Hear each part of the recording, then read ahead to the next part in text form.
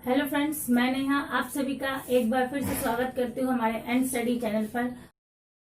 और आज हम आपको पढ़ाने जा रहे हैं भारतीय संविधान का 1947 का अधिनियम, स्वतंत्र भारत अधिनियम और संविधान सभा के बारे में। इस आज की क्लास में हम आपको ये बताएंगे।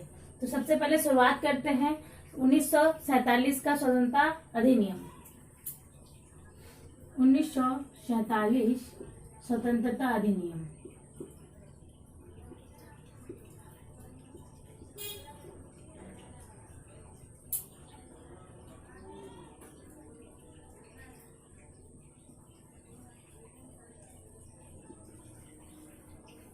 का स्वतंत्रता अधिनियम, तो हम जान ले पहले कि 1947 के स्वतंत्रता अधिनियम की क्या क्या बातें थी। तो इस स्वतंत्रता अधिनियम के तहत ब्रिटिश सरकार ने क्या किया? ब्रिटिश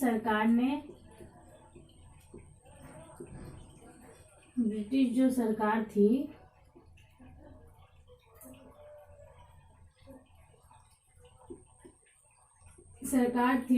उसने भारत को स्वतंत्र घोषित कर दिया। क्या किया? स्वतंत्र घोषित कर दिया। स्वतंत्र घोषित किया। साथ ही एक बात और इसमें हुई, सबसे महत्वपूर्ण, घोषित करने के साथ ही उसने क्या किया? घोषित करने के साथ ही ब्रिटिश सरकार ने ये कह दिया कि सबसे पहले तो दो राष्ट्रों में बंटवारा कर दिया हमारे देश का, जो एक पाकिस्तान और एक भारत के रूप में अभी भी देखने को या अभी भी है। इसके बाद इन्होंने जो देसी रजवाड़े थे या देसी रियासतें थी, उनको ये कह दिया गया इस स्वतंत्रता अधिनियम के तहत कि अगर वो चाहे तो अपनी इच्छा अनुसार देसी रियासतों को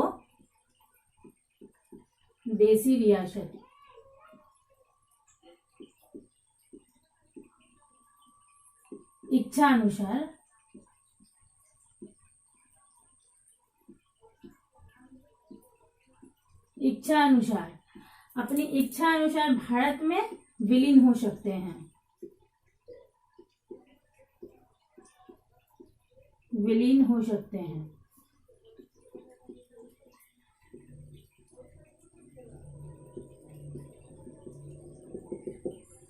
तो क्या है इसमें देखा हमने कि उन्होंने हमारे देश में जो देसी रियासत थी उनको कहा कि अगर वो अपनी इच्छा या स्वीकृति से अगर भारत में विलीन होना चाहे तो वो हो सकते हैं, नहीं तो वो नहीं हो सकते। और सबसे महत्वपूर्ण बात ये है कि ये जो समय था हमारा 1947 का स्वतंत्रता अधिनियम का, उस समय देसी रियासतों की संख्या क्या थी? तो देसी रियासतों की संख्या उस समय 565 थी। 565 देसी रियासतों की संख्या थी। अब आप इस संख्या को देखकर आप अनुमान लगा ही सकते हैं कि इतने जो टुकड़ों में अगर देश का बंटवारा हो जाए, या अगर सारे देसी रियासत कहें कि हम अपना स्वतंत्र राज्य बनाना चाहते हैं, देश बनाना चाहते हैं, तो भारत राज्य में कुछ रह ही नहीं जाएगा। तो ये एक बहुत बड़ी समस्या आ गई हमारे स्वतंत्रता अधिनियम के तहत कि अगर सारे राज्य या देसी रियासत ऐसे मांग करने लगेंगे तो क्या होगा हमारे देश की एकता का। तो एकता को बनाए रखने के लिए सबसे महत्वपूर्ण कदम उठाया किसने? एकता को बनाए रखने के लिए सबसे महत्वपूर्ण कदम उठाया सरदार वल्लभ भाई पटेल ने।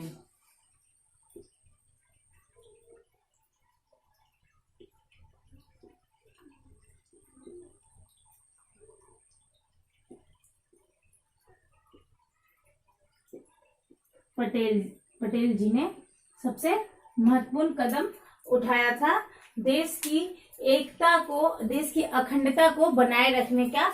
सबसे महत्वपूर्ण का अगर जो कदम उठाया था वो कौन थे? सरदार वल्लभ भाई पटेल जी।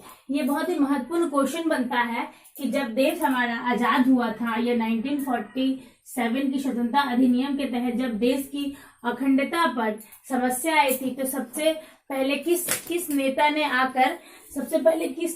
आकर इस देश की अखंडता को बनाए रखने के लिए काम किया था? तो ध्यान में रखिएगा कि सरदार वल्लभ भाई पटेल जो थे, उन्होंने ही इस अखंडता को बनाए रखने का सबसे पहला कदम उठाया। और जगह जगह जाकर देशी रियासतों के जो राजा हुआ करते थे उनको समझाया और उन्हें हमारे भारत में विलीन होने का या शामिल होने का उन्होंने समझाया या आग्रह किया, बहुत तरीके से उन्हें मनाया और मनाकर उन्हें हमारे भारत में विलीन होने के लिए राजी किया।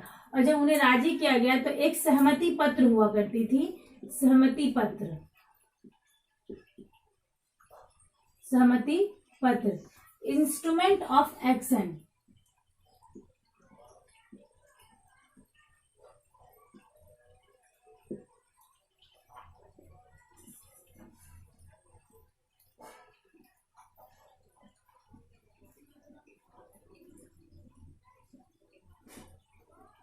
एक्सेंस।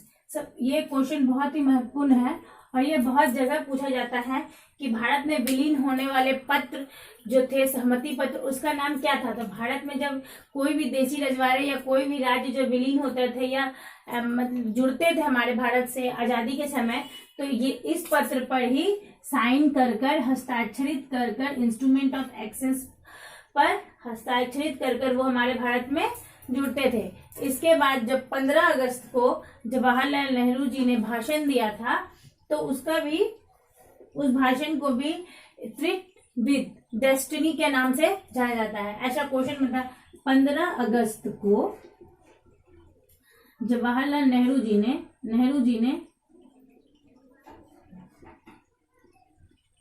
ने जो भाषण दिया था उसका नाम क्या था? Thread with destiny, thread with destiny.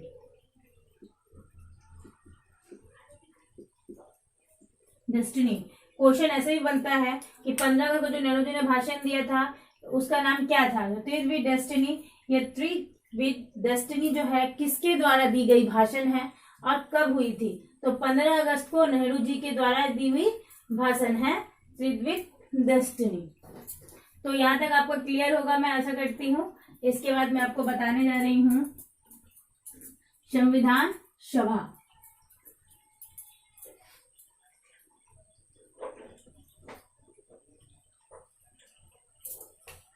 संविधान सभा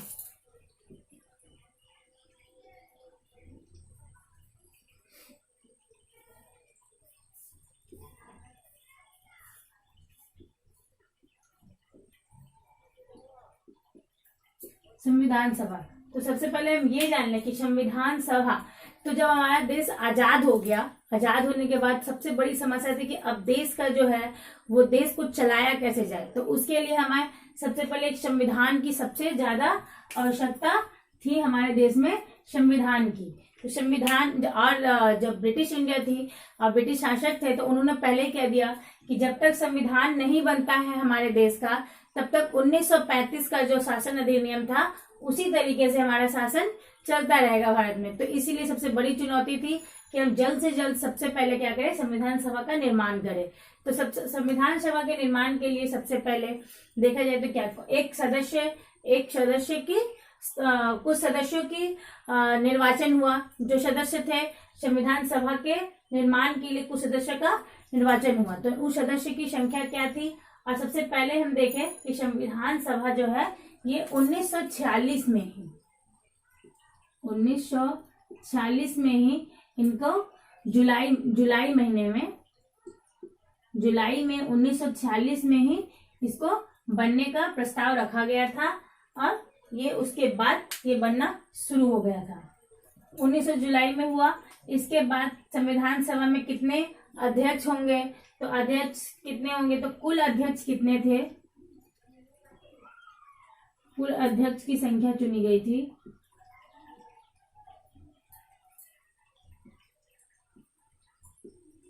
अध्यक्ष की संख्या थी 389, जिसमें से 389 थी, जिसमें से ब्रिटिश इंडिया की कितनी थी?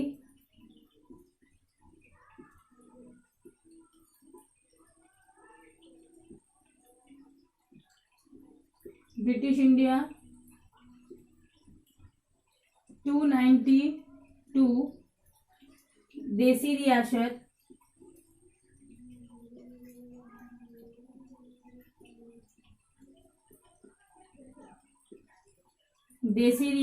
93 और अन्य क्या था? 4 चीफ कमिश्नरी थे।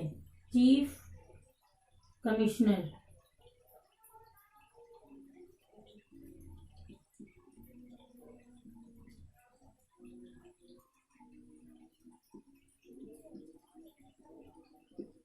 चार सदस्य थे। तो कुल सदस्य की संख्या चुनी गई थी 389 और ब्रिटिश इंडिया के थे 292, देसी रियासत थे 93 और चीफ कमिश्नरी क्षेत्र से लिए गए थे 4। तो ये चुनाव किस माध्यम से हुआ था? 10 लाख प्रति एक सदस्य चुना गया था। 10 लाख के चुनाव में एक सदस्य को चुना गया था। इस तरीके से इसका चुनाव हुआ था। इसके बाद आपको पता है कि उस समय जो थे समुदाय कितने थे और पार्टियां कौन सी थी। तो उस समय तीन संप्रदाय थे।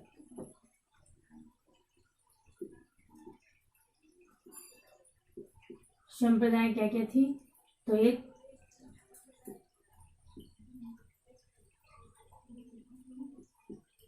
मुस्लिम, सिख और सामान्य या अन्य।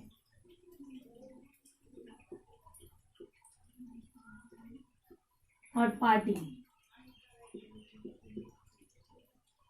कितने थे? पार्टी 2 ही पार्टी थी, एक कांग्रेस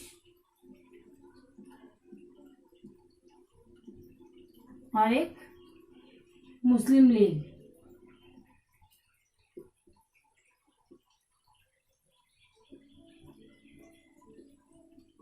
ये 2 पार्टियां थी संविधान के टाइम 1946 के समय में। यही 2 पार्टियां थी और ये 3 समुदाय हुआ करते थे। अब बताते हैं कि संविधान सभा की पहली बैठक कब हुई। तो सबसे पहले जाने संविधान सभा की पहली बैठक कब हुई। तो 9 दिसंबर 1946 में संविधान सभा की पहली बैठक हुई।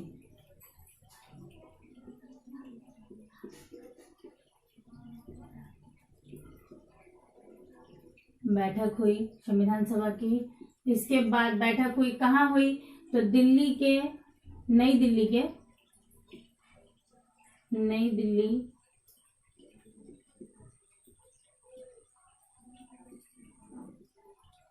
एक लाइब्रेरी में हुई थी। नई दिल्ली की एक लाइब्रेरी में हुई थी, पुस्तकालय में।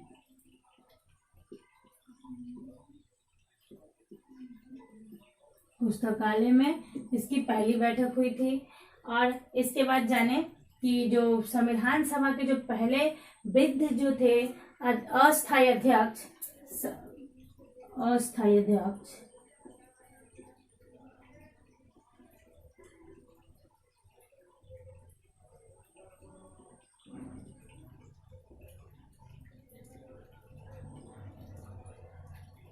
कौन थे? तो डॉक्टर सच्चिदानंद सिन्हा।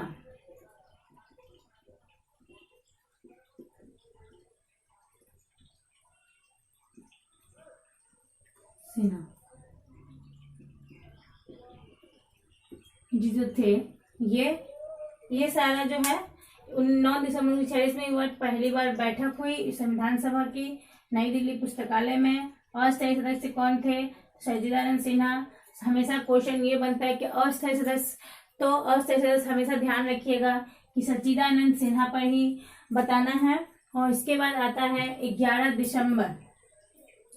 11 दिसंबर को स्थायी सदस्य बने। 11 दिसंबर को स्थायी सदस्य बने 1946 में स्थायी सदस्य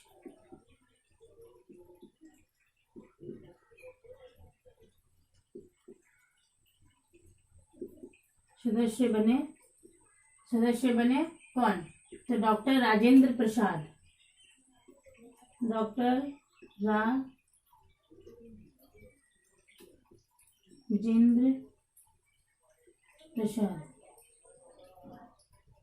जो थे वो स्थायी सदस्य बने।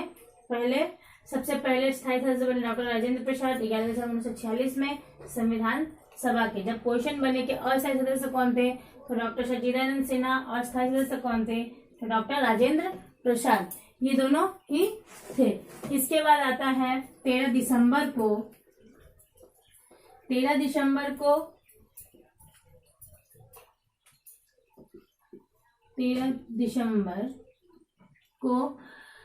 1946 में जवाहरलाल नेहरू ने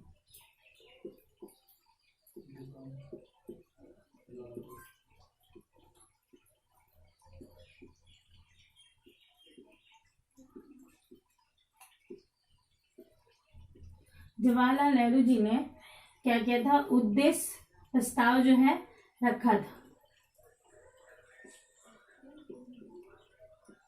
उद्देश्य प्रस्ताव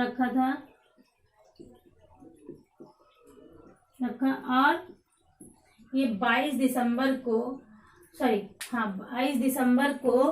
22 जनवरी को ये पास हुआ था। कितने को हुआ था? 22 जनवरी को ये पास हुआ था। 22 जनवरी को ये प्रस्ताव मान्य किया गया। प्रस्ताव जो है माना गया, 1947 में माना गया।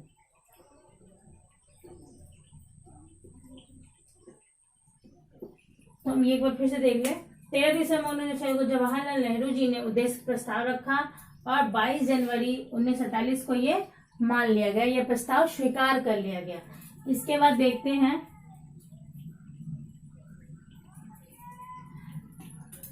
समितियां कितनी थी। तो जो समितियां थी, तो 13 समितियां थी। इनमें से जिसमें से संचालन समिति जो थी, संचालन समिति, कुछ प्रमुख समितियां थी और कुछ एक इम्पोर्टेंट समितियां भी थी, जिसके बारे में हम आपको बताते हैं। तो एक सलाहकारी समिति,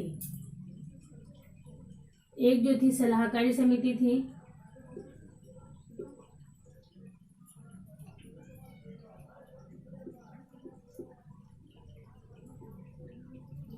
मैं देख ली 13 समितियां थी। समितियां कितनी थी,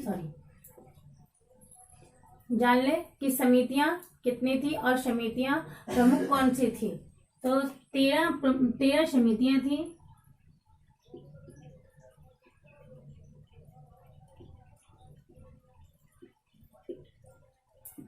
एक सलाहकारी समिति,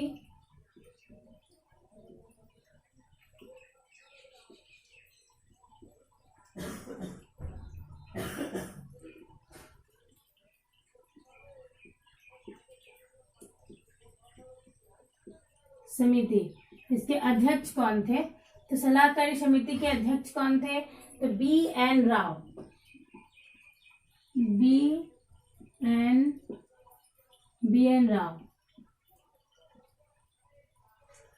राव जो थे वो सलाहकारी समिति के अध्यक्ष थे। बी एन राव सलाहकारी समिति के अध्यक्ष थे। इसके बाद प्रमुख समितियां क्या क्या है मैं बता देती हूँ। प्रमुख समिति,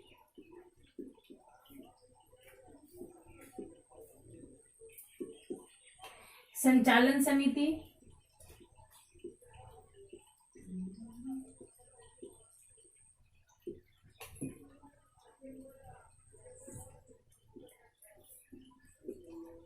इसके अध्यक्ष कौन थे?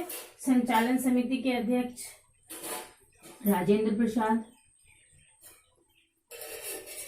डॉक्टर राजेंद्र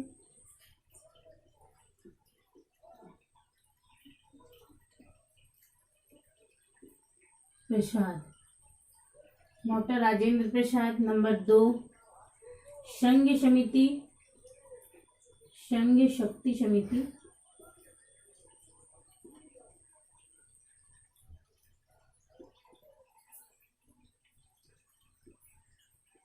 के अध्यक्ष कौन थे?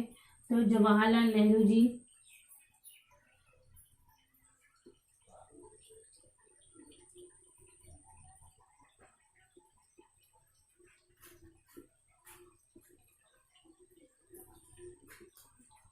जवाहरलाल नेहरू जी थे।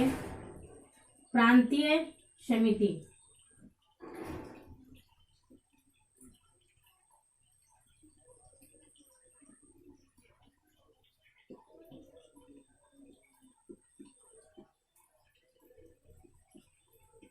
क्रांति समिति के सबसे महत्वपूर्ण सबसे अध्यक्ष तो आप समझ सकते होंगे कौन होंगे, तो वल्लभ पटेल जी थे।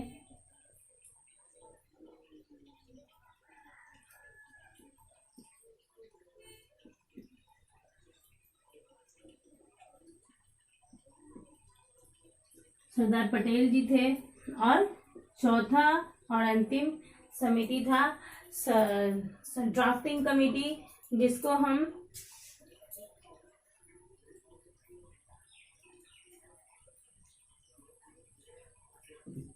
प्रारूप समिति, चौथा था प्रारूप समिति।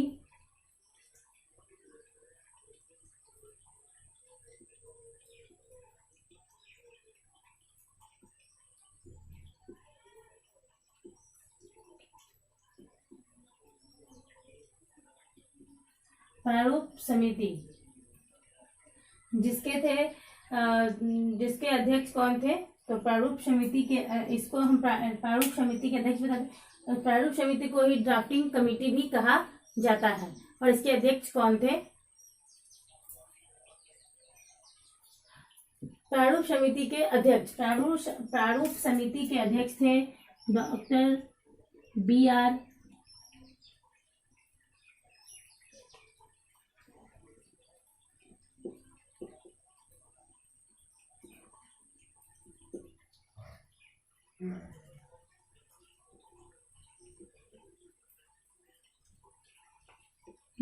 अम्बेडकर। आप इसका स्क्रीनशॉट ले सकते हैं। ये बहुत ही महत्वपूर्ण क्वेश्चन है। ये हमेशा परीक्षाओं या एग्जाम में पूछे जाते हैं कि संचालन समिति के अध्यक्ष कौन थे, संघीय शक्ति समिति के अध्यक्ष कौन थे, प्रांतीय समिति के अध्यक्ष कौन थे और प्रारूप समिति के अध्यक्ष कौन थे। और प्रारूप समिति को ही ड्राफ्टिंग कमेटी भी कहा जाता है। तो ये हुई समितियां। अब हम देख लें कि जब हमारा संविधान बनकर तैयार हुआ था, इसमें कितना समय लगा था। तो जब संविधान बन के तैयार हुआ था तो इसमें समय लगा था 2 वर्ष 11 माह 18 दिन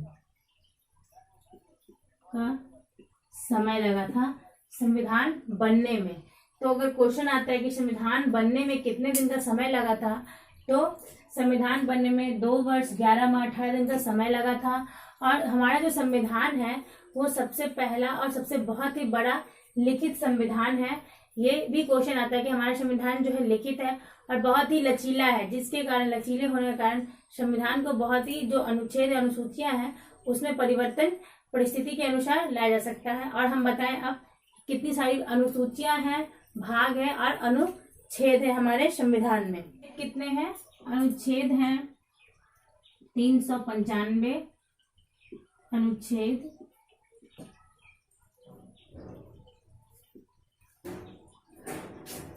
22 अनुसूचियां,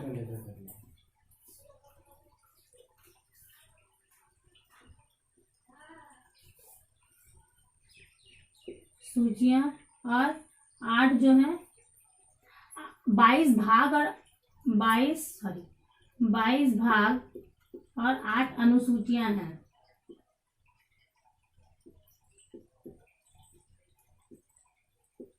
सूचियां हैं जो वर्तमान में 8 अनुसूचियां जो वर्तमान में बढ़ाकर अभी 12 हो गई है। क्या हो गई है? 12 हो गई वर्तमान में। ऐसा क्वेश्चन बनता है तो अब ध्यान रखिएगा कि जब संविधान सभा बन के तैयार हुई थी तो इसमें कितने अनुच्छेद थे, कितने भाग थे और कितनी अनुसूचियां थी। 395 अनुच्छेद, 22 भाग और 8 अनुसूचियां थी जो वर्तमान में 12 हो गई है। और इसके बाद हम आपको ये बता दें कि 26 नवंबर 1949 में संविधान जो है 26 नवंबर 1949 में संविधान सभा बन गया था। और इसे जब लागू किया गया तो इसको हम 26 जनवरी 1950 में ये पारित हुआ,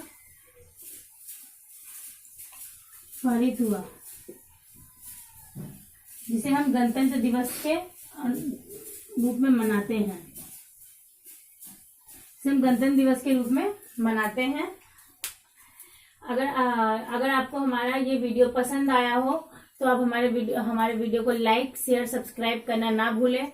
और अगर आपके इससे संबंधित कोई भी क्वेश्चन रह गया हो या कुछ भी पूछना हो तो आप हमें कमेंट बॉक्स पर बताना ना भूलें। कमेंट बॉक्स पर जरूर बताएं, जिसका हम आंसर आपको जल्द से जल्द दे देंगे।